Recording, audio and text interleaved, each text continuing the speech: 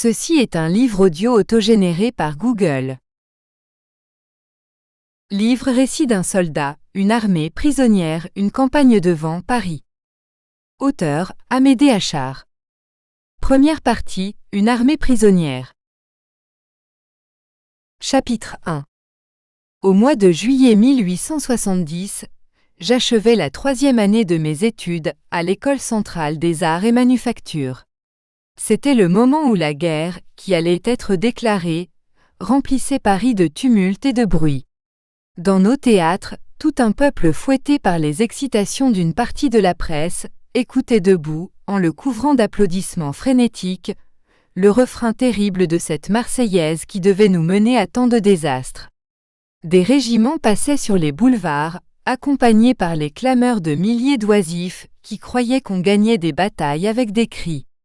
La ritournelle de la chanson des Girondins se promenait par les rues, psalmodiée par la voix des Gavroches.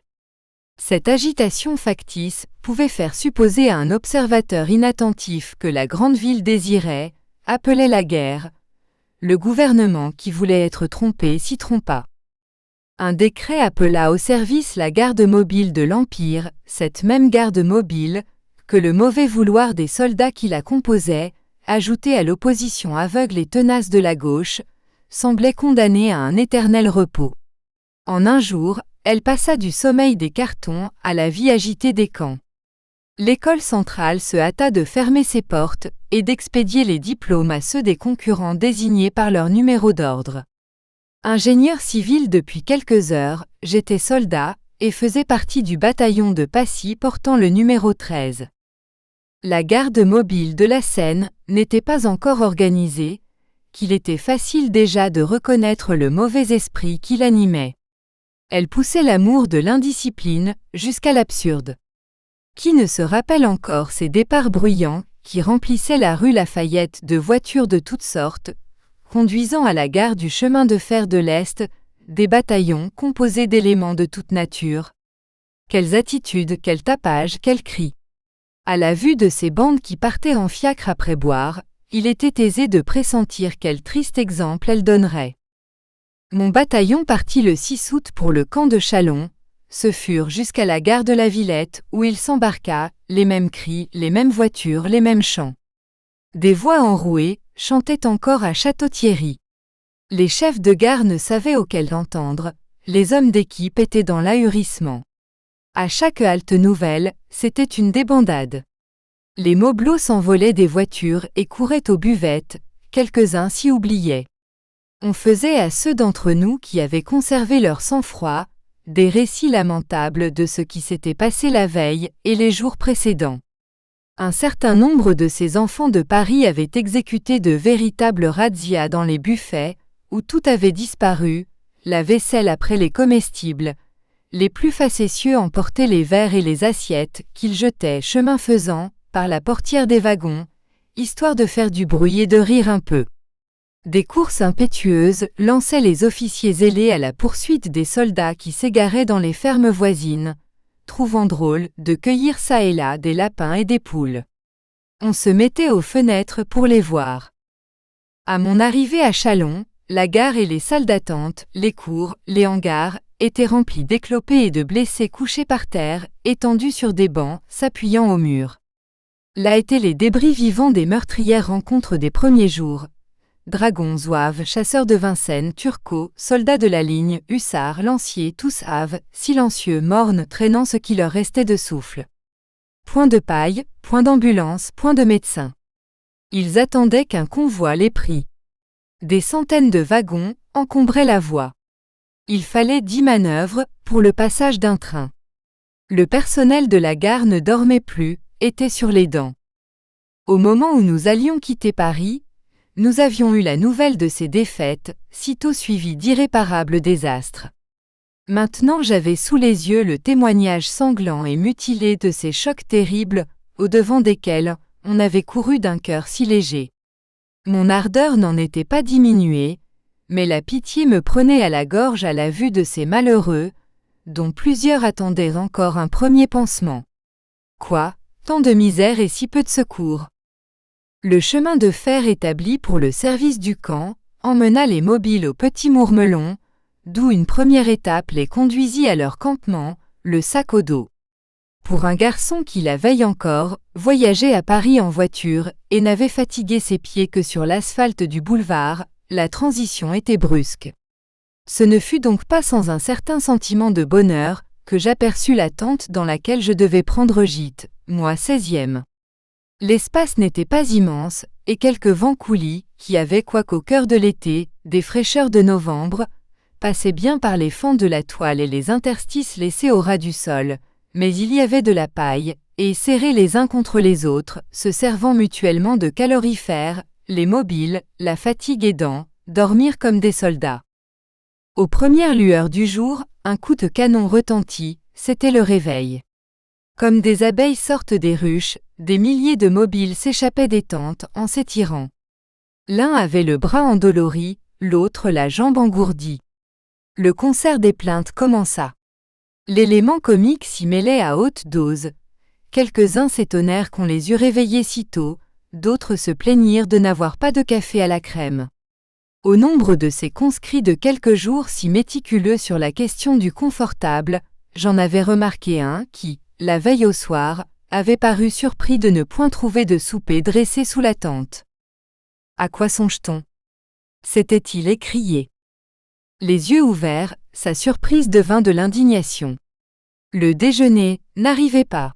« Si c'est comme cela qu'on nous traite, murmura-t-il, que sera-ce en campagne ?» Je ne doutais pas que ce ne fût quelque fils de famille, comte ou marquis, tombé du faubourg Saint-Germain en pleine démocratie. Un camarade discrètement interrogé m'apprit que le gentilhomme inconnu s'essayait la veille encore dans l'art utile de tirer le cordon. C'est au reste une remarque que je n'eus pas seule occasion de faire. Les exigences des mobiles de Paris croissaient en raison inverse des positions qu'ils avaient occupées. Tous ceux qui avaient eu les carrefours pour résidence et les mansardes pour domicile poussaient les hauts cris. Le menu du soldat leur paraissait insuffisant, les objets de campement ne venaient pas de chez le bon faiseur. Le spectacle que présentait le camp de Châlons aux clartés du matin ne manquait ni de grandeur ni de majesté. Aussi loin que la vue pouvait s'étendre, les cônes blancs des tentes se profilaient dans la plaine. Leurs longues lignes disparaissaient dans les ondulations du terrain, pour reparaître encore dans les profondeurs de l'horizon. Un grouillement d'hommes animait cette ville mouvante dont un poète de l'Antiquité aurait dit qu'elle renfermait le printemps de la grande ville. Triste printemps qui avait toutes les lassitudes et la sécheresse de l'hiver avant d'avoir donné la moisson de l'été. Mais si le camp avait cette grâce imposante qui se dégage des grandes lignes, il présentait des inconvénients qui en diminuaient les charmes pittoresques. Des vents terribles en parcouraient la vaste étendue et nous aveuglaient de tourbillons de poussière. À la chaleur accablante du jour succédaient les froids pénétrants des nuits. Une rosée abondante et glaciale mouillait les tentes, et si l'on ne respirait pas au coucher du soleil, le matin on grelottait.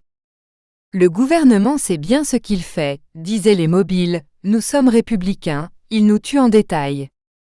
Le premier coup de canon tiré, la vie militaire s'emparait du camp. Les tambours battaient, les clairons sonnaient, et les officiers qui avaient eu cette chance heureuse d'attraper des fusils pour leur bataillon, s'efforçaient d'enseigner à leurs hommes l'exercice qu'ils ne savaient pas. On voyait bon nombre de compagnies, où, les fusils à tabatière manquant, on s'exerçait avec des bâtons. Les mobiles qui n'avaient que leur paye, vivaient de l'ordinaire du soldat. Quant aux fils de famille, ils se réunissaient au Petit Mourmelon, où l'on trouvait un peu de tout, depuis des pâtés de foie gras et du vin de champagne pour les gourmets jusqu'à des cuvettes pour les délicats. Je devais une visite au Petit Mourmelon, là régnait le tapage en permanence.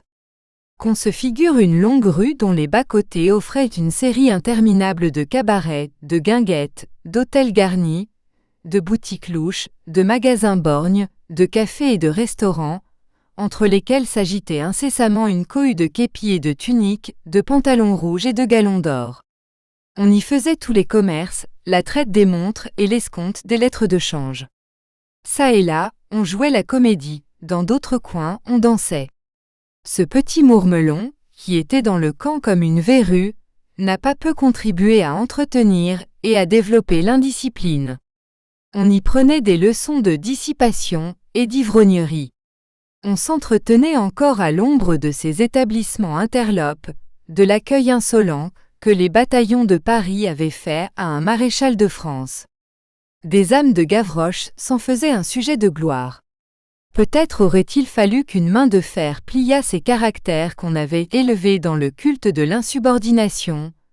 On eut le tort de croire que l'indulgence porterait de meilleurs fruits. Un cœur un peu bien placé, et sur lequel pesait le sang répandu à réchauffin, devait être bien vite dégoûté de cette platitude et de ces criailleries. Parmi les jeunes gens que j'avais connus à Paris, et qui faisaient comme moi leur apprentissage du métier des armes, beaucoup ne se gênaient pas pour manifester leur sentiment d'indignation, et souffraient de leur inutilité. L'uniforme que je portais devenait lourd à mes épaules. Sur ces entrefaites, j'entendis parler du 3e zouave, dont les débris ralliaient le camp de Châlons.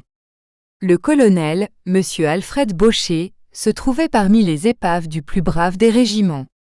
Je l'avais connu dans mon enfance, mon parti fut pris sur le champ. Il ne s'agissait plus que de découvrir le 3e zouave et son colonel. Quiconque n'a pas vu le plateau de Châlons peut croire que la découverte d'un régiment est une chose aisée, mais pour l'atteindre, il faut avoir la patience d'un voyageur qui poursuit une tribu dans les interminables prairies du Far West. C'était au moment où le maréchal de MacMahon, plein d'une incommensurable tristesse, rassemblait l'armée qui devait disparaître à Sedan après avoir combattu à Beaumont. Partout des soldats et des tentes partout, un désert peuplé de bataillons. Déjà se formait ce groupe énorme d'isolés, qui allait toujours grossissant. Les défaites des jours précédents élargissaient cette plaie des armées en campagne. Ils formaient un camp, dans le camp. Des tentes d'un régiment de ligne, je passais aux tentes d'un bataillon de chasseurs de Vincennes, je tombais d'un escadron de cuirassiers dans un escadron de hussards, je me perdais entre des batteries dont les canons luisaient au soleil. Si je demandais un renseignement, je n'obtenais que des réponses vagues. Enfin, après 3 ou 4 heures de marche dans cette solitude animée par le bruit des clairons, j'arrivai au campement du 3e zouave. Quelques centaines d'hommes y étaient réunis, portant la veste au tambour jaune. Quand il avait quitté l'Afrique, le régiment comptait près de 3000 hommes. Le colonel Baucher était là, assis sur un pliant, entouré de 3 ou 4 officiers à qui des bottes de paille servaient de siège. Je me nommais, et présentais ma requête. « Savez-vous bien ce que vous me demandez » dit-il alors, c'est une longue suite de misères, de fatigues, de souffrances. Tous les soldats les connaissent, mais au 3e zouave, ce sont les compagnons de tous les jours. Mon régiment a une réputation dont il est fier, mais qui lui vaut le dangereux honneur d'être toujours le premier au feu. Si vous cédez à une ardeur juvénile, prenez le temps de réfléchir. Ma résolution était bien arrêtée, le colonel céda. Il me remit une carte avec quelques mots écrits à la hâte, par lesquels il m'autorisait à faire partie des compagnies actives sans passer par les lenteurs et les ennuis du dépôt, et me congédia. Peu de jours après, j'étais à Paris, où je n'avais plus qu'à m'enrôler et à m'équiper. C'était plus difficile que je ne pensais. Rien n'avait été changé pour rendre plus rapides et plus faciles les engagements. Aucun tailleur de Paris n'a jamais employé ses ciseaux et ses aiguilles à couper et à coudre des vêtements de zouave. Quant au tailleur officiel du régiment, il habitait Mostaganem. Enfin, toutes les difficultés vaincues, ma veste sur le dos et ma feuille de route dans la poche, le 28 août, en qualité de zouave de 2e classe au 3e régiment, je partis pour Rethel avec un billet qui ne me garantissait le voyage que jusqu'à Reims. Je n'avais d'ailleurs ni fusil, ni cartouche. Tout mon bagage se composait d'un tartan qui renfermait 2 chemises de flanelle, 3 ou 4 paires de chaussettes de laine et quelques mouchoirs. Ma fortune était cachée dans une ceinture où, en cherchant bien, on eût trouvé un assez bon nombre de pièces d'or. Il y avait dans le compartiment dans lequel j'étais monté, une femme enveloppée d'un manteau, qui pleurait sous son voile, et un ingénieur qui prenait des notes. Ma voisine m'a pris entre 2 sanglots, qu'elle avait un fils et un frère à l'armée. Elle n'en avait point de nouvelles depuis 15 jours. L'ingénieur voyageait pour la destruction des œuvres d'art, telles que viaducs, ponts et tunnels. Il en avait une centaine à faire sauter. C'était une mission de confiance. Son crayon voltigeait sur le calepin, et il honorait quelquefois son voisin d'un sourire modestement orgueilleux. La guerre et ses conséquences, la guerre et ses probabilités, faisaient tous les frais de la conversation. On n'avait rien à apprendre, et on parlait toujours. Chaque voyageur qui montait apportait son contingent de nouvelles. La plupart reposaient sur des renseignements fournis par le hasard. Ils ne mentaient pas moins que les dépêches. Le blâme avait plus de part à l'entretien que l'éloge. L'un attaquait l'état-major, un autre l'intendance. On improvisait des plans de campagne magnifiques qui n'avaient d'autre défaut que d'être impraticables. Leurs auteurs retournaient à leurs affaires çà et là, celui-là dans son château, celui-ci dans sa boutique. À la station de Reims, où l'on n'attendait pas encore le roi Guillaume, tous mes compagnons de route descendirent.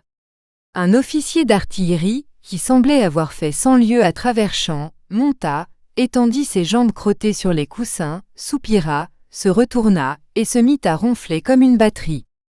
Vers 2 heures du matin, le convoi s'arrêta à Rethel. Il ne s'agissait plus maintenant que de découvrir le 3e zouave. Il pleuvait beaucoup, et la ville était encore dans l'épouvante d'une visite qu'elle avait reçue la veille. 4 Uhlans avaient pris Rethel, mais trop peu nombreux pour garder cette sous-préfecture, ils étaient repartis comme ils étaient arrivés, lentement, au pas. Tout en discutant les chances du retour des 4 Uhlans avec l'aubergiste qui m'avait accordé l'hospitalité d'une chambre et d'un lit, j'appris que le 3e zouave était parti depuis 3 jours. Personne ne savait où il était allé. Je voulais à la fois des renseignements et un fusil. La matinée s'écoula en recherches vaines. Point d'armes à me fournir, aucune information non plus. Sûr enfin que le chemin de fer ne marchait plus, et bien décidé à rejoindre mon régiment, j'obtins d'un loueur une voiture avec laquelle il s'engageait à me faire conduire à Mézières.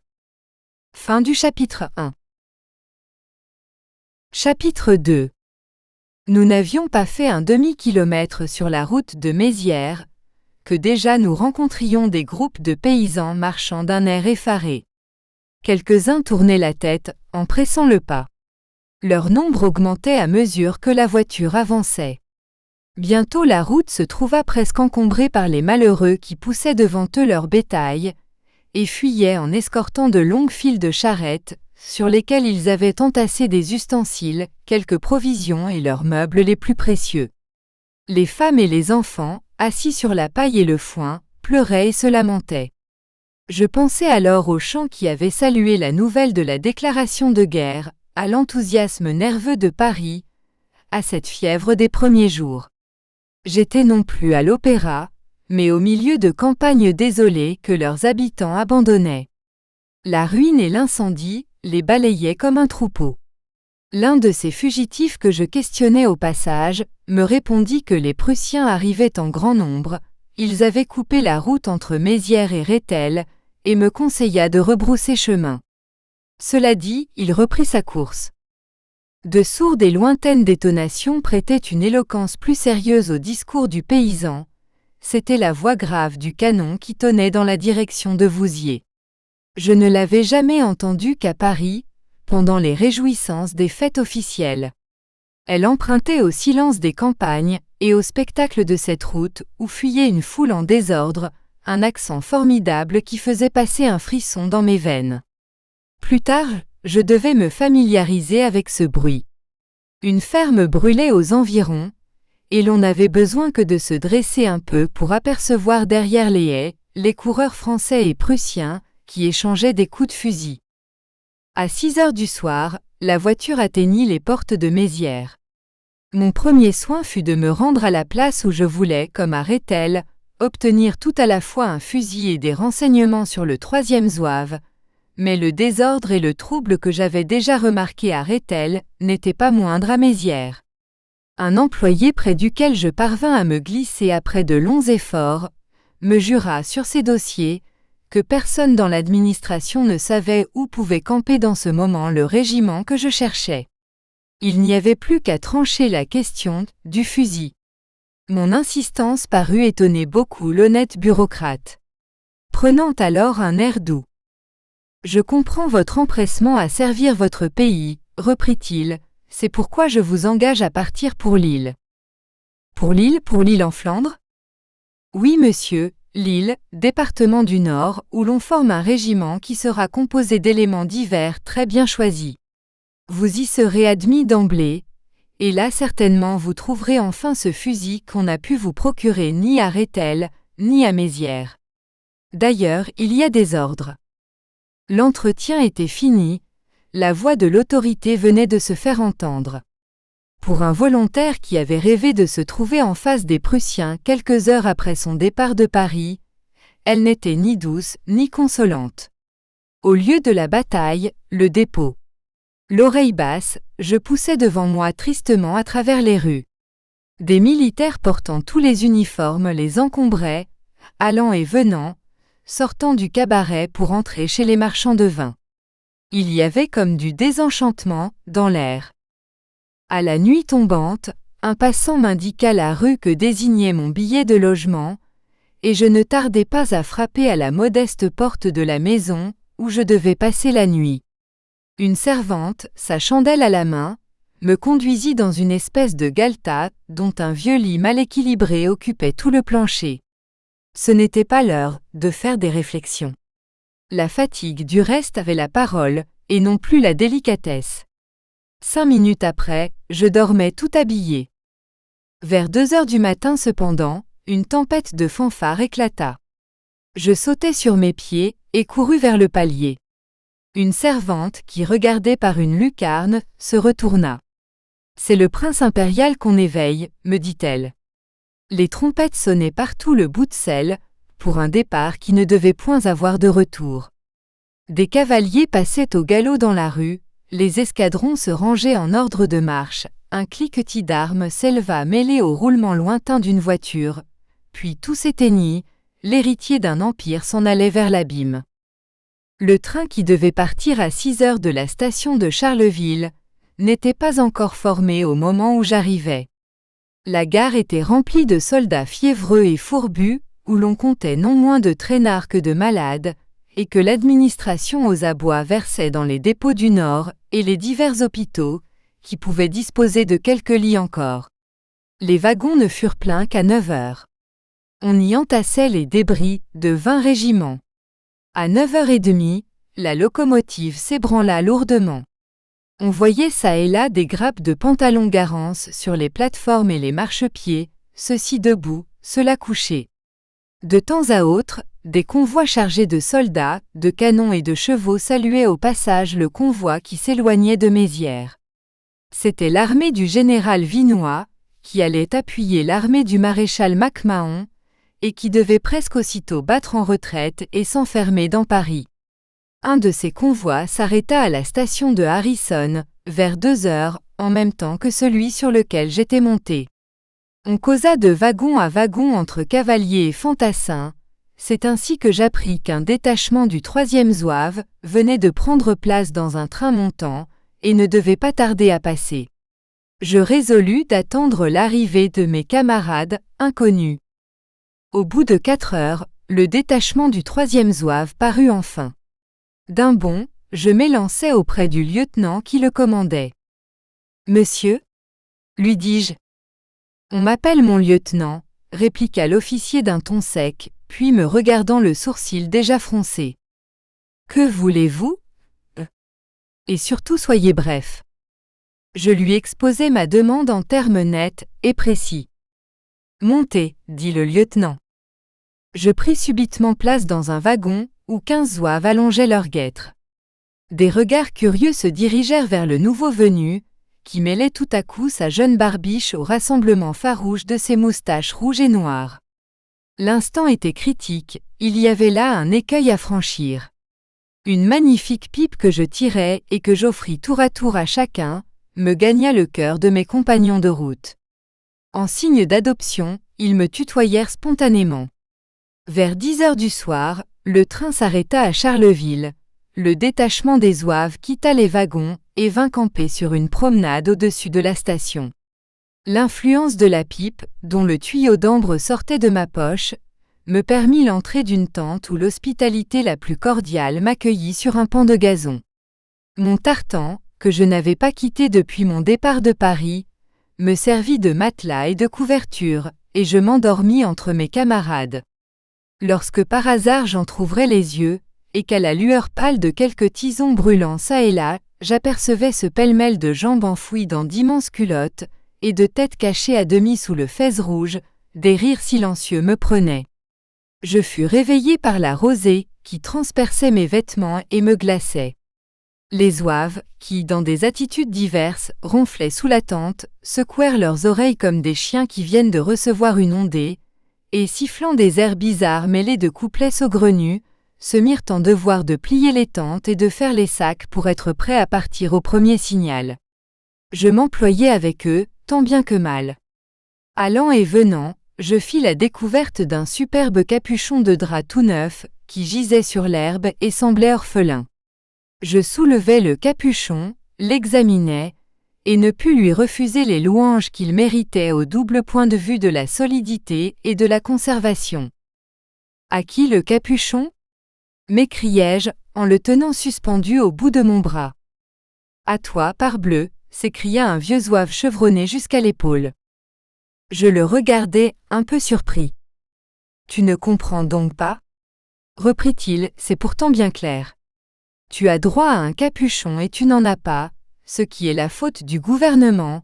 Cependant en voici un qui se balance entre tes doigts. Quelqu'un le réclame-t-il ? Non, ma conclusion est qu'il t'appartient. Et toujours parlant, il m'en coiffa. Un coup de clairon retentit. C'est l'assemblée qui sonne, ajouta-t-il, en route à présent, le lieutenant n'aime pas qu'on le fasse attendre. À 7h30, un train prit le détachement, et la locomotive courut sur la voie qui aboutissait à Sedan. Ici le verbe courir doit se prendre dans le sens le plus modeste. Le convoi marchait, parfois même il se traînait. D'une main, le mécanicien, debout sur sa machine, serrait le frein, du regard il sondait l'horizon. On ne savait pas au juste où étaient les Prussiens, et à toute minute on craignait de trouver la voie coupée. Tout à côté des rails, en contrebas, filait une route sur laquelle passaient en toute hâte des familles de paysans chassés par la peur et le désespoir. Des femmes qui pleuraient portaient des petits-enfants. Ces malheureux pressaient la fuite de quelques bestiaux. On entendait le grincement des charrettes, toutes chargées de ce qu'ils avaient pu sauver. Nous espérons que vous avez apprécié cet aperçu. Pour continuer à écouter ce livre audio sur Google Play Livres, utilisez le lien dans la description de la vidéo.